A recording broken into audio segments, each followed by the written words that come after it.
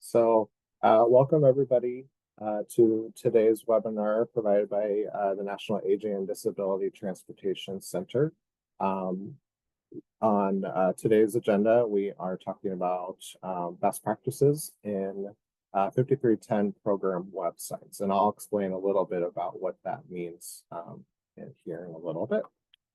But first, just a little bit about NADTC, or the National Aging and Disability Transportation Center. We are a cohort of two different companies, and so we are combined with U.S. Aging and Easter Seals, and so together we are working together to promote the availability of accessible transportation options for serving the needs of older adults, people with disabilities, caregivers, and their community. So as you can imagine, that touches a lot of different aspects of our communities. And so what we're trying to do is just promote different programs, webinars, different topics, creating different programming publications that all surround around accessible transportation.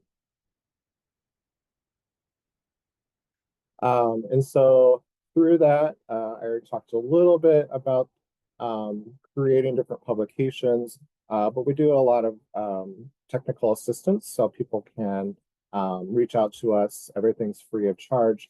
And so asking various different types of questions that might come up for their agency or how they might navigate around a certain topic, they can certainly reach out anytime to get our attention and help with that. And providing training, of course, what we're doing today on different topics that surround accessible transportation. Our website is full of different publications or resources that we've created through our team, putting that out there. We love to create different partnerships and coordination, promoting coordination, excuse me, through different organizations that we work with or have connected with, and of course, community grants as well. We just launched with a group of community grantees that are a little under 4 months, I think 5 months. And so they are working on different projects in their community. So look out in the future for those opportunities as well. So today we're talking about primarily 5310 programs and how that funding gets to the states, but particularly what we were tasked with and looking at was the information that was available on websites. And so on particularly state DOT websites. And so we sort of, myself and my colleague, Anjali Dixon, who is here today as well, we were looking at ways that we could look through that instead of just assuming that all the information was out there. And so first we looked at the circular 9070.1H just to see what were the actual requirements of advertising and putting that information out there. So first understanding what was needed to be done, and so understanding that the funding opportunities should be available through public meetings, funding announcements, or during planning activities of the coordinated plan. And so, you know, that was pretty understood, but it really didn't mention websites or anything like that. And so we went on that, just understanding that, you know, there may not have been guidance on what to put on websites, but so we really wanted to see what was out there too. But also understanding and having the background knowledge of these programs need to be in that coordinated plan that's locally developed as well. And so understanding that people looking for information should be able to find that and easily understand what's out there, especially when the circular is indicating that coordination is encouraged as well for state DOTs or designated recipients. And so not trying to reduce or trying to not reduce duplication and trying to make good projects and fund future projects as well. So today, again, we're talking about a particular report that we, myself and Anjali Dixon, put together, and all the research that we went through the past 6 months or so, and looking at 54 state DOTs and U.S. territories. And so, really understanding the purpose of this project was vital too. So we wanted to understand how available grant information is presented to current or potential grantees, or even just how the public would access that information as well. So not just is it available to current grantees, but how does the public understand what's available for this funding, or even just what's available for public transportation. And so a little bit of our findings is that there were 72% of these 54 state DOTs or U.S. Territories that did include some bit of information on 5310.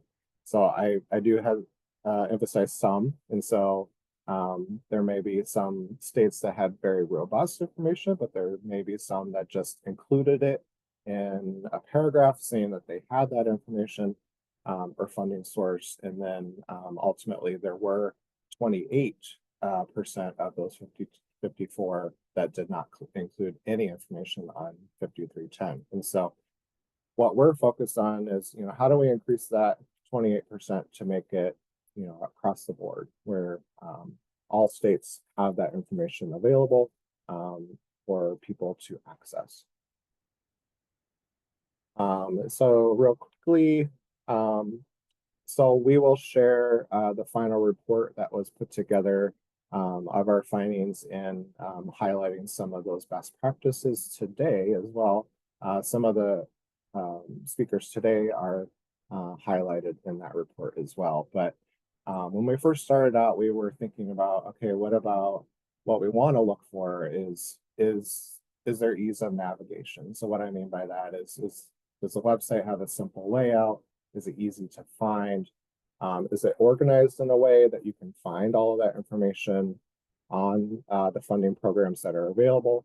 But also, from our point of view as an accessibility TA center, is it accessible to all users?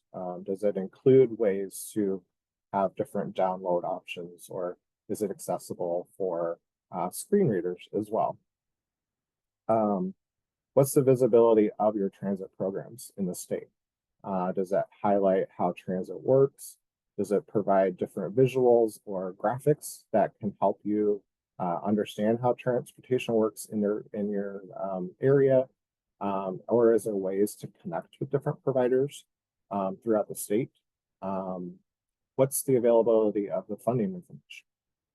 Do you just describe the funding, or do you define the eligibility factors, or who can actually apply for these fundings? So maybe it might not be available to all transit, not all people that may have a vehicle or two, but defining who can apply and ways to connect with those who can apply, and then maybe there can be a partnership formed there or something like that. But also clear timelines for the application as well. So we found that to be completely very helpful to understanding the full application process. So something like if you were applying through grants.gov, all of that information is right there when you're trying to apply. So we sort of saw that as a big value. Also the application materials. A lot of states did include stuff like templates or examples of previously funded projects, ultimately making the process a lot easier for the applicant, and especially for those who are reviewing on the other side. So if you have templates or checklists available, people can follow those and make sure they have all the required elements of that application. And then we ended with other helpful information and resources or toolkits, just highlighting some of those where did did states create application checklists like I was just talking about? Maybe they had an FAQ section.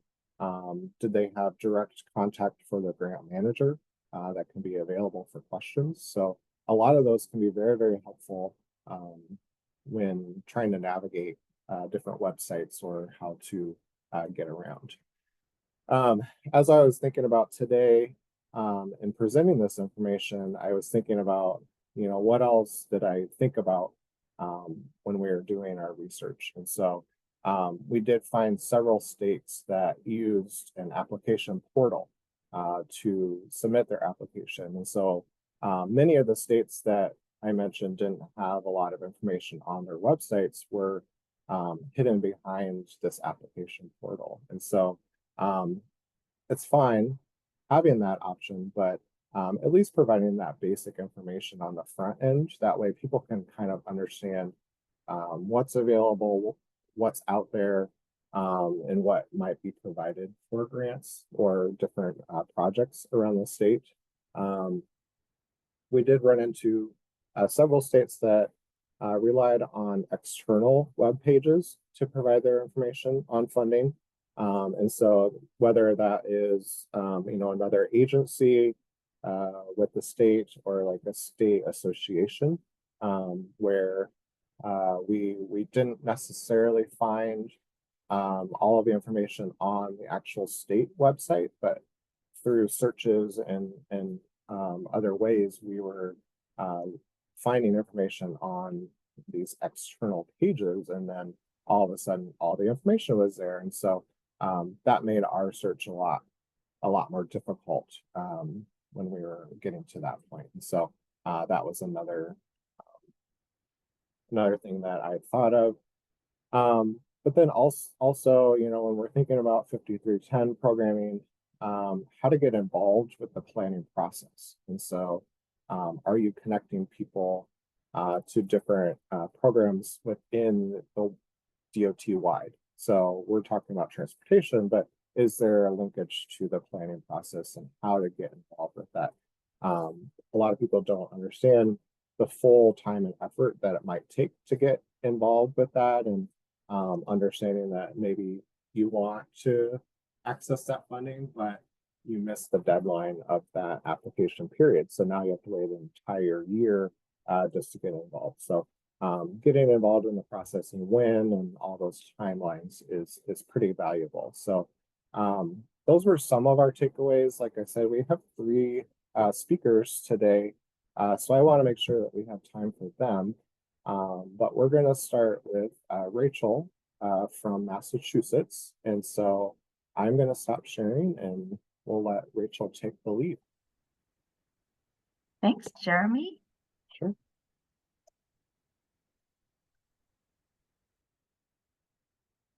Hi, everyone. I'm Rachel Fichtenbaum. Happy to be here. Thank you all for coming. Thanks to NADTC for having me. I'm excited to learn from the other presenters and get some good ideas to bring back and make our website even better. So I'm with the Massachusetts Department of Transportation, the Rail and Transit Division. I wanted to start with a little bit of background about how we do 5310 in Massachusetts. So we disperse 5310 funds through our Community Transit Grant Program. We're lucky to have some state funds to complement those federal 5310 funds, and that's all together through the Community Transit Grant Program. We run it as a competitive application process, and we're currently doing it through 2 applications. So one application for fully accessible vehicles and another for operating and mobility management projects. And I also meant to say hello to the folks I see from Massachusetts here in this room. Great to see you. So I want to step back. Our website is part of our outreach. And why do we do outreach? We do it so that we make sure that we're reaching organizations that can fulfill the mission of the 5310 funding to enhance mobility for older adults and people with disabilities. And that helps us maximize the impact of these federal funds in Massachusetts and best partner with the transit authorities and municipalities and nonprofits, et cetera, around Massachusetts to really serve riders. So in Massachusetts, our 5310 web pages are hosted on the statewide state government website, which is called mass.gov. We have a landing page for the Community Transit Grant Program. It has a convenient URL, which is just mass.gov/community transit grant program with dashes between the words. There's, very short summary, picture, and then links to important information about it. So you can subscribe to our newsletter where we share information about 5310 funds and related information. Links to where you can actually apply for the funds, links to our page where you can get more details, eligibility information, especially this page is especially targeted to anyone who might be new to the 5310 program. And then for our grantees or subrecipients, we have some additional resources such as oversight and compliance information, and then driver training through our RTAP program. If you scroll down on our page, you get lists of all the past awards for operating and mobility management and vehicles. And so this is a helpful tool for applicants who are interested in what else has been funded, how much money did organizations apply for, and that sort of thing. So that's a helpful resource that I often direct people to when they have questions. I wanted to focus on our page on details and eligibility. This is really, we try to hit a balance of sharing the information that you need to understand the program and its mission and how it works without going too much into the weeds, being too overwhelming, getting someone lost in all the details. So the goal really is to share basic information in clear language and avoid jargon as much as possible or define it when we need to use terms that someone might not be familiar with.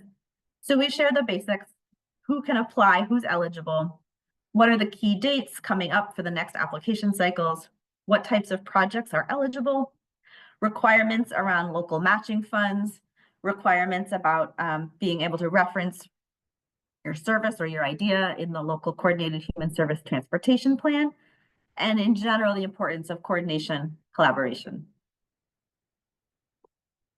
I think the most important thing we do on this page is sharing examples so that we're not just sort of talking about it, but we're really trying to give you an example so that you kind of understand what we mean or see how it might play out. So in our section on operating projects, we don't just say an operating project. That's a term that someone isn't necessarily familiar with if they're not in the transit field. So we give some examples of what that can look like. And for, demand response above and beyond what's required by the Americans with Disabilities Act, regionalizing service among multiple councils on aging, a community shuttle, on-demand community transportation, volunteer driver programs. And for most of those, we have links where they can get more information about some examples of programs like that around Massachusetts, or some resources, a guidebook that one of our regional planning agencies put together on starting a community shuttle, that sort of thing. Then we also share examples of some projects we funded. So for operating, it's not just the list of what an operating project could be, but we also have an example of one of our great grantees. The one I'm highlighting on this page is one of our regional transit authorities, Greater Attleboro Taunton Regional Transit Authority, or GATRA, that has MedWheels project to help with long distance medical transportation. And in this example, we're not only sharing an example of an operating project, but also of how one grantee is incorporating coordination and mobility management into their project, because they refer people, they check eligibility for other services and refer people, and then use MedWheels as a last resort if someone needs to get to a long distance medical appointment. We also have web pages for the application. So if you're looking to apply, we have one page for our operating and mobility management applications, another for our vehicle applications. These are live all the time. So even when the application's not open, you can get information about how it works, whatever we know at that point about the upcoming timeline. The the instructions and any forms from the last cycle. And then when the application is live, you can also get the link to directly submit your application. Oh, and I was taking notes when you were giving that introduction, Jeremy. So a couple of things you mentioned, accessibility of web pages and contact information. Because we're part of the statewide mass.gov platform, those are just kind of included. So when we go to post anything, our IT colleagues make sure that it meets the accessibility standards, and every page has a place where there's contact information. So for most of these Section 5310 pages, it's my contact information. I know this webinar is primarily about websites, but I wanted to just take a minute to share some of our other outreach and communication strategies, because our website is part of our greater outreach plan. So in addition to the web pages that I just quickly talked about, we have that are specifically about 5310. We have other web pages that are also helpful. So we have one web page that's generally about funding for community transportation. So if an applicant is trying to figure out how to get a local match together, we can refer them to that page that talks not just about the 5310 funding, but other strategies and funding sources that organizations have used in Massachusetts to help fund their community transportation initiatives. We have a newsletter that we use to announce upcoming schedules of funding opportunities, or when an application is open, or sometimes we also use it to share other funding opportunities that would be of interest to 5310 subrecipients. Being out and about in the community has been a really helpful strategy through presenting at Aging and Disability Services conferences to get those organizations familiar with 5310 in case they want to apply, or so that they know how to reach out and become part of, partner with their transit authorities or others.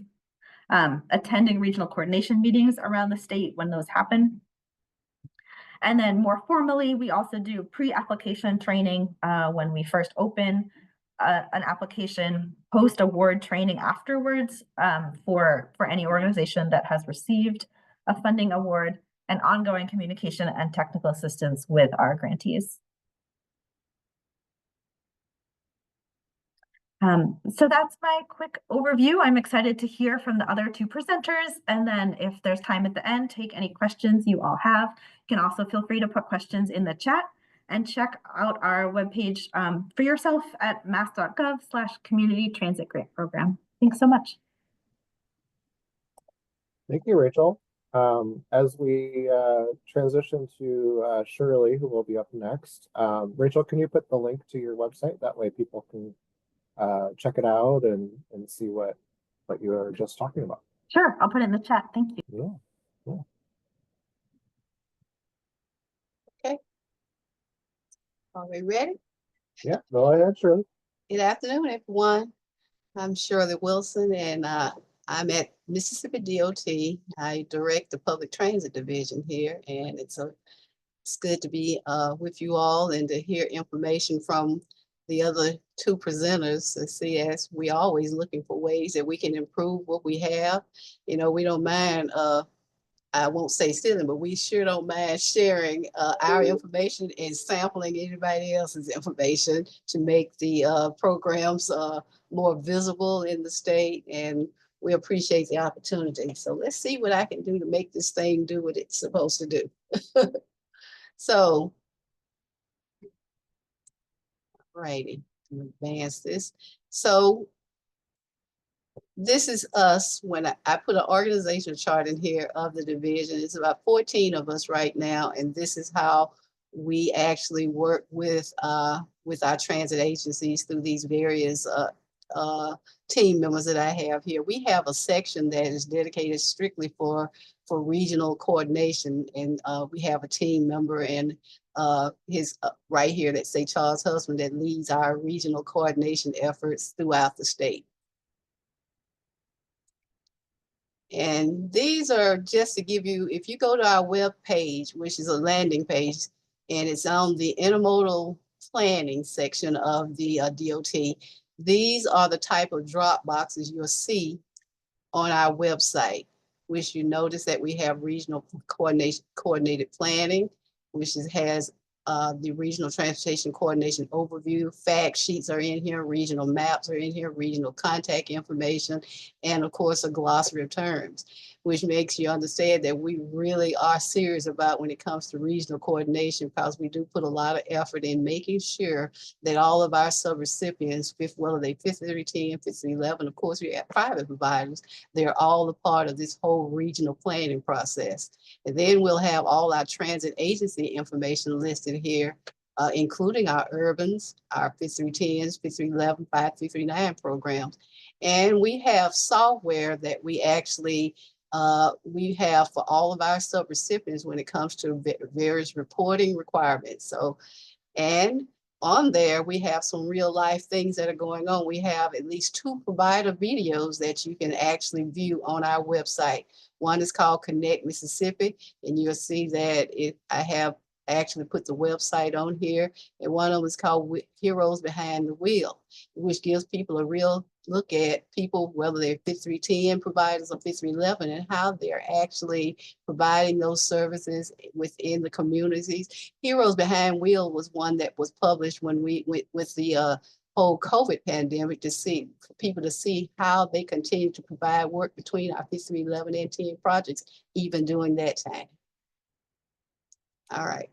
So our website premise really is a lot about promoting coordination, and we want it to be user-friendly to where anyone can access service information. Of course, coordination is very, very important to us when it comes to how we administer our programs. Our overall goals is to improve availability and accessibility to resources. So you can see our essential strategies here are to increase investment, better use of resources available through the state agency, more flexibility in program policies, and partnership with public-private sector. And we look at it from the bottom up in how we do this. We look at how we can improve mobility options for everyone. So it is heavy when it comes to service provisions to those who really need the services. This is how many providers we have right now throughout the state. You can see we have 39 that are funded through the 5310 program. And then we have 24 5311. We have a couple of 5311F programs. And of course, we fund 5339, but it's generally to all of these projects that are here. So I didn't just put them, because everyone that we have that are receiving vehicles, we are able to use the 5339 funds for the bus and bus facilities. Our 5310s as well as our 5311s receive bus and bus facilities fund. Our website features, and I'm just going to be strolling through these various things on our website. You'll see that front page, you'll see funding announcement where you can actually register for the application workshop. We do application workshops every application cycle. We have been actually doing the website, the workshops virtually, because it has allowed more of our 5310s who cannot travel to be able to participate in our application workshop. We want to make sure, and we have a software called Black Cat that we use as our application grants for our grants to come in. So all the application instruction and forms are available during the application workshop. We go strictly through the application completely for all of our providers. And then we have one person when it comes to for our 5310, if they're new 5310s, we have one person dedicated to all the new providers that are applying, where they can have someone to go strictly to. Okay. And this is how on the site, we have a registration form where they can fill it out, send it to us. One of the things about the workshop, we want ease of registration, and it's hosted, as I said, every year virtually, one team member assigned. And this is the coordination information we have out on our website. We have, they can click on this, anyone, new applicants, people that's there to know what it means when we're talking about coordinated regional planning groups. We have 6 throughout the state, and what our regional planning goals and objectives are when it comes to regional coordination. So the website also you can click on, and there's a fact sheet that gives you all the information about the 5310 program. And we also, of course, have the fact sheets for the 5311, but of course, I just put the 5310 for this. And then we have the map features of all of our 6 regional groups with their contact information. And if I just scroll back, you'll notice that on the regional planning requirement, we said participation in the coordinated planning process is a prerequisite of receiving funding. That's not just for our 5310s, that's also for our 5311s. So anyone that applied for 5310 and 5311, we extended that because, as I said, we are very serious about coordinating and working together.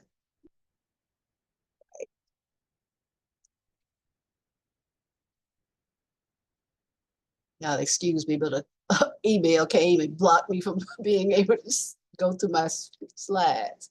So the map right here shows all the regions. And of course, it gives you the contact information where they can actually be in contact with our mobility managers. We have 1 to 2 mobility managers per region that are there to assist people who are actually looking at applying or just want to be a part of the group. We have large groups, and they meet regularly, monthly, some of them bi-monthly, but they are continually active in the whole regional planning process. And on the website, not only do we have the map, but then we have the regional group mobility managers, and it shows the counties where they are located. We have the names of the regional group leaders and the mobility managers in those areas. And we have the 5310 directory that has all of this various contact information, counties, hours of operation, who to contact. Okay. And the other thing we also put on the website approved projects and the funding. And they're able, anyone that has that's funded through us, they're also listed on the directories that we have on the website. So yeah, we have quite a bit of resources, and I don't have a whole lot of slides, but I wanted to say that's pretty much it. So and there's our website address if anyone wants to go and review and see what we have on there. Yeah, of course. Thank you, Shirley. That's a lot of information, good information. And Anjali shared your links to your website while you were speaking too. So that's available to everybody. So thank you for all that information. Again, we'll take questions if you have them. You can put them in the chat, but we'll move on to our next speaker, Elliot from Minnesota. Stop sharing, man. It's not stop sharing. Yeah, I'll just wait for Shirley to stop sharing there, and I'll load up my screen. Okay, where is it at? Usually once I do that, I think it'll let me override. I see it. There I you go. got it. All right. I think we're in now. My name is Elliot McFadden. I'm with the Minnesota Department of Transportation. I'm in the Office of Transit and Active Transportation, and I supervise our mobility management unit. It's a relatively new unit that takes our 5310 mobility management programming and combines it with our innovative shared mobility programming that's focused on rural, tribal, and small urban communities, as well as the management of the ABC ramps in Minneapolis, which is a multimodal transportation center in downtown Minneapolis.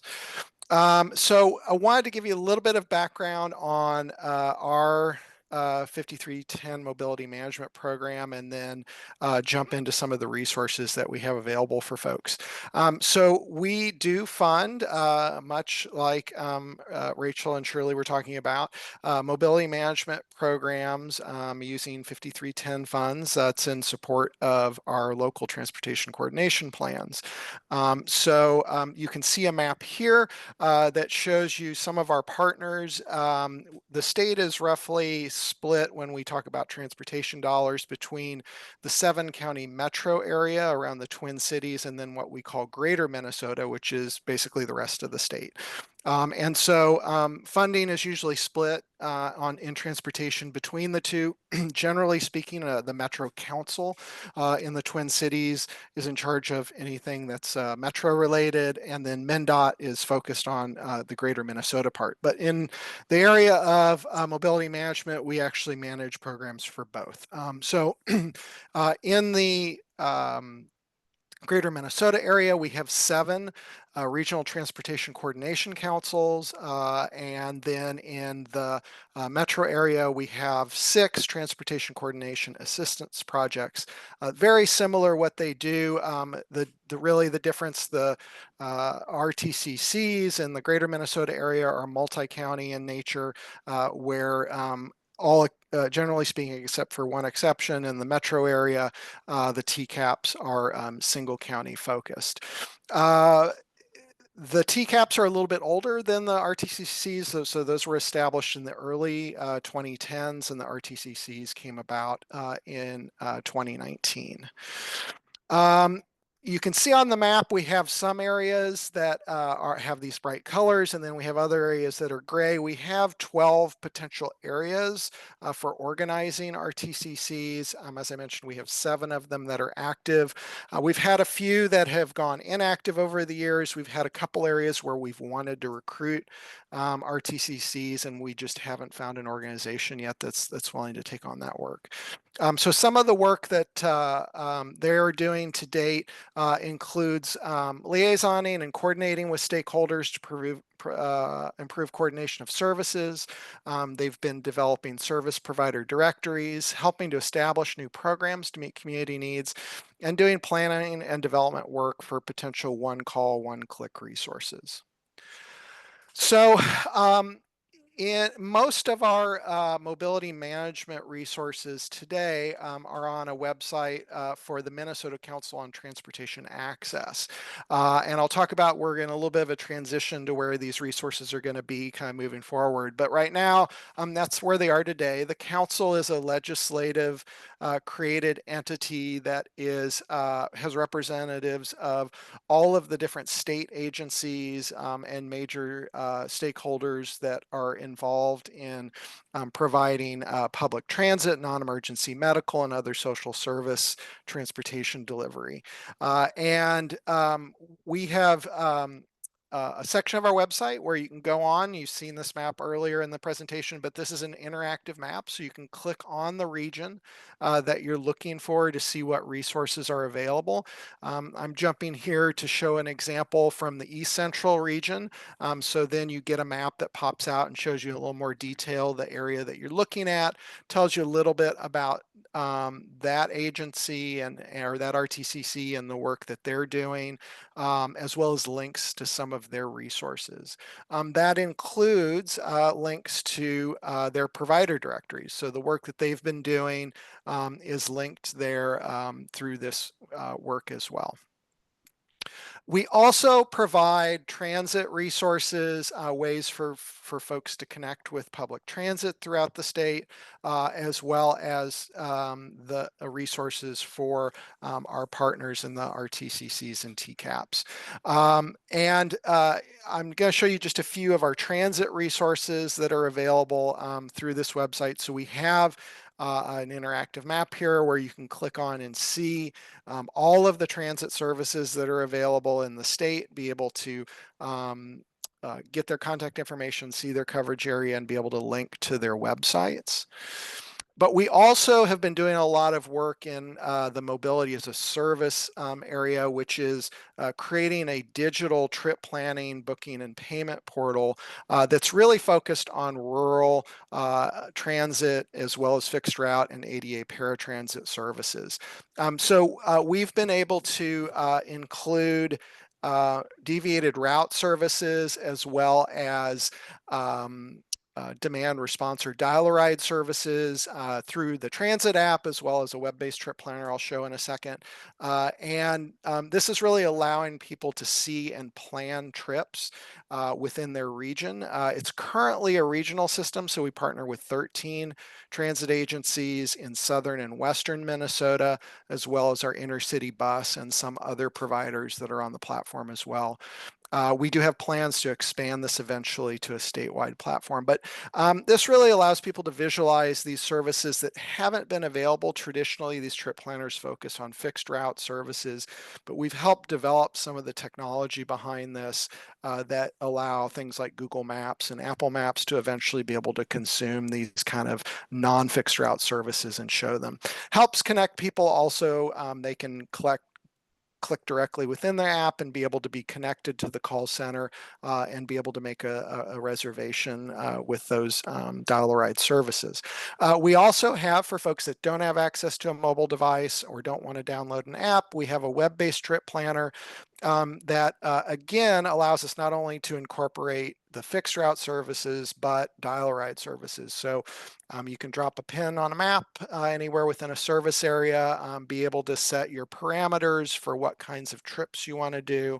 And in this case, you're being able to be shown a dial-a-ride service, an approximate time estimate of what that trip will take, as well as contact information for that provider and rules behind eligibility and when you can make reservations.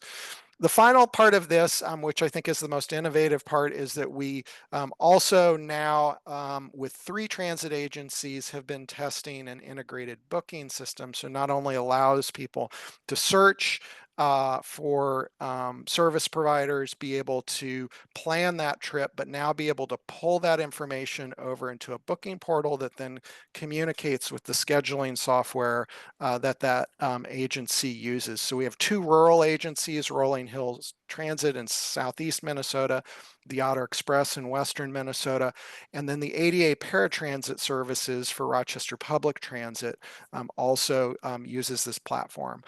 So allows people to submit that information, be able to go in and see the status, and in March, they'll be able to see real-time arrival information. So the day of the trip, get an estimate of the actual time the vehicle is going to arrive. Some of the future things we're looking at, one of the things I mentioned is kind of trying to consolidate and bring all the information into one spot. So we do have kind of 2 places where we're keeping information right now. On the MCOTA site, where a lot of our RTCC and TCAP information is. We're looking at, over the next few months, bringing that onto the MnDOT site so we have a single coordinated place where everything is. Also looking at how right now our directories are kind of split up by region, looking at how we combine that into like a single resource that people can easily go through and search. And then also thinking about how we're integrating more of the services that we work with in our mobility management space into that mobility as a service platform, so we can really start developing a statewide one call, one click system. So with that, we'll leave you, as we're taking questions and stuff, I will drop some of the links to these resources in the chat, but I think we'll turn it back to our host and see if we've got questions. Thank you so much, Elliot. You might want to review the chat box. I did put a few links in there. So okay, great. Thank you for that. And Perfect. The other speakers, thank you so much for putting links and sharing all of your information. And being very timely. I was worried about time today, so thank you so much for each of our speakers being timely with that. But we'd love to open up any questions that might come to mind. But I am actually going to turn it over to my colleague, Anjali Dixon, and kind of close this out with some Q&A that might get some sparking conversation. And so go ahead, Anjali.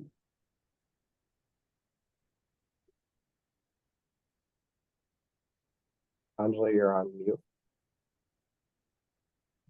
Sorry, here I was just talking to myself, asking myself questions. So here's a couple of questions here. One is, what are the most common mistakes applicants make? So some of the things, what are some of the things that you see that maybe they can, prevent when they're applying for grant funds?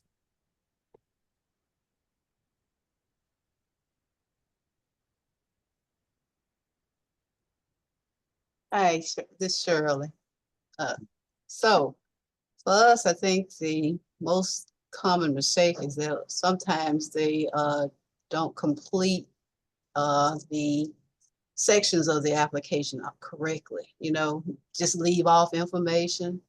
There are times that they leave out information completely, but there are more times than often is the fact that you didn't respond to it. And we have a interagency transportation committee that actually reviews our applications. So they're looking for some information that they can rate these applications. And sometimes that's the greatest thing, is making sure they respond to it while we can present it to them on what we call our application profiles.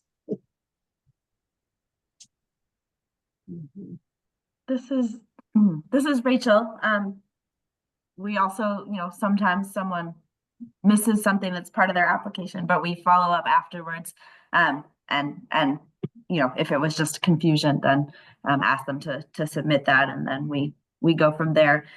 We also, every time we run an application cycle, we sort of check in internally and also invite feedback from the applicants, and then try to make tweaks to make it go a little more smoothly the next time. So it's sort of a constant improvement process. Yeah, I'm not going to be able to comment very much on this because I have not been through a solicitation process yet, because I'm relatively new in this space. I was running our shared mobility program before I took over the mobility management unit this fall. But I do think I did run a separate grant program for shared mobility projects, and so kind of am familiar with that process. And I think one of the things, going through that process is just really thinking about the questions that we ask and trying to be as clear as possible about what we want. Sometimes the applicants kind of overthink things and, maybe like kind of go deeper, go in a direction that the question or the information request wasn't really asking for. And so I think really like, reviewing and seeing what the responses are and trying to kind of update our solicitation forms each time to improve, I think is a big thing.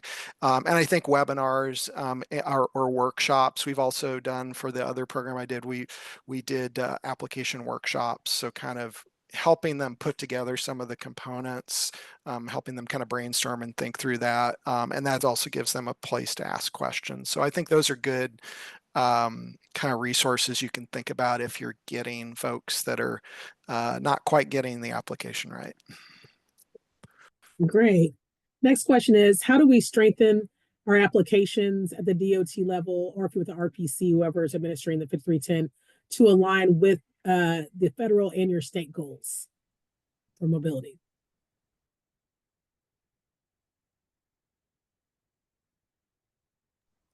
Well, I can jump in because we're actually just issued a solicitation this week and we are making some changes. So we have traditionally, or to date, for our RTCCs, the TCAPs are on a different solicitation schedule. So this is just for the greater Minnesota part. We've been really focused on kind of general organization and capacity building over the last few years, and we're really trying to pivot now to helping give some direction and support to identify really specific transportation problems and challenges within their communities. So kind of moving from the general coordination and kind of capacity building that we've been doing in the last couple of years to, really distinct problems, issues, challenges people are having, and looking at how we, help fund and support projects like that. So, we do have our local transportation coordination plans. We're also developing currently our statewide transit plan. So looking at opportunities there for this work to help support those as well. But it's really kind of in the way we're writing the solicitation. And so we generally do an every 2-year solicitation. We're doing a 1 year this time to kind of help people reset for this new landscape and provide some planning and development resources. But really, I think that's, as the solicitation is coming up each time, really taking a look at that and seeing, has the landscape changed? Do we need this to better align with what our goals are? This is Rachel. I think generally, the tools we are using right now are one the outreach. How are we talking about this, especially in the pre-application training, but also in, you know, newsletter, announcing it. How are we framing it? If there's sort of goals that we need to better align with, like bringing that language into that at the beginning. And then number 2 is the application itself. What questions are we asking to elicit information? And then number 3, the scoring. If there's, you know, specific things we're looking for, making sure that we're asking the information that will get that for us and that we're scoring it appropriately.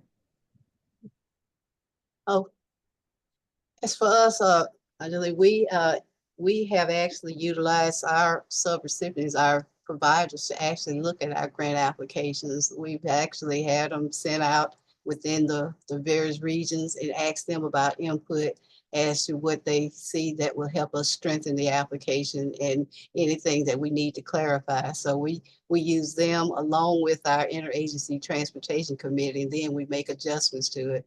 More than anything, we don't want it to be cumbersome, and we want it, of course, to be streamlined to a point where the people can answer it, because we have a lot of, especially on the 5310 side, they're small, maybe mom and pop, you know, and they're trying to be a part of the whole planning process. So we want to make it, feasible while they can make sure they can get it in. So we found out the input from the actual people who are out here doing the application, providing the services, have been very helpful for us to actually tweak those applications.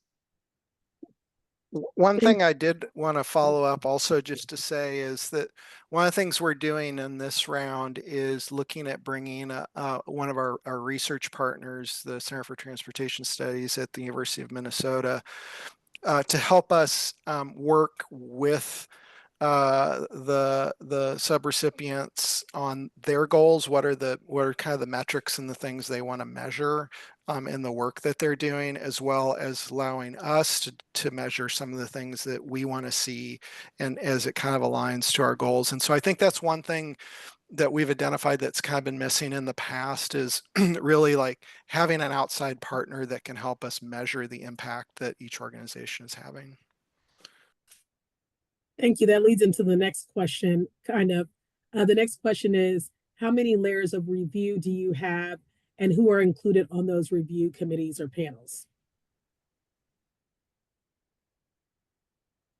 Us, and Antoinette, and Shirley, Anjali, I'm sorry. We actually, of course, have the internal review with our own subs, with us, within the division. But we do have an interagency transportation committee that is made of all the agencies, state agencies, pretty much. They have transportation related concerns when it comes to their customers. It would be like Department of Human Services, mental health, health department, Medicaid. We have AARP, we have the Coalition for Citizens with Disabilities. We have those type of representation that are on the ITC that helps actually review the applications. They don't have the final say on the fact that we're gonna fund them, but we find them to be so helpful when it comes to providing us information that we can look at and pass to our providers that we fund, to say, this is something we need to look at when it comes to your future applications and your funding requests.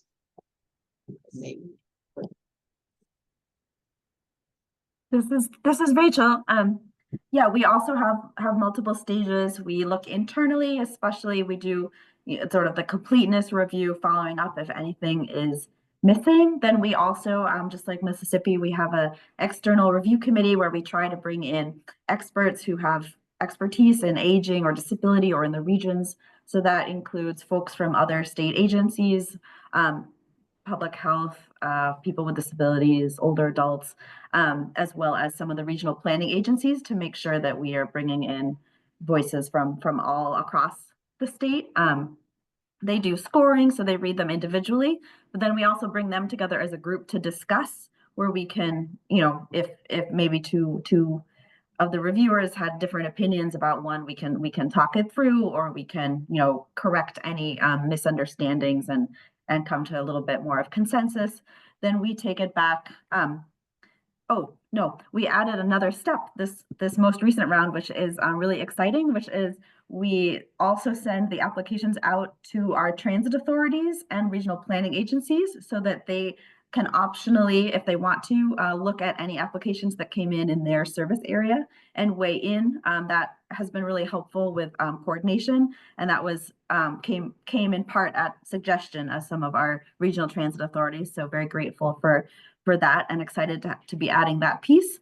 And then we come back and sort of put it all together. The what happened, the scores, what came out of the review committee discussion, what we heard from transit authorities and planning agencies, as well as anything we know about past performance if it's a returning applicant, and then just try to make the best decisions that are going to maximize impact and serve the whole state.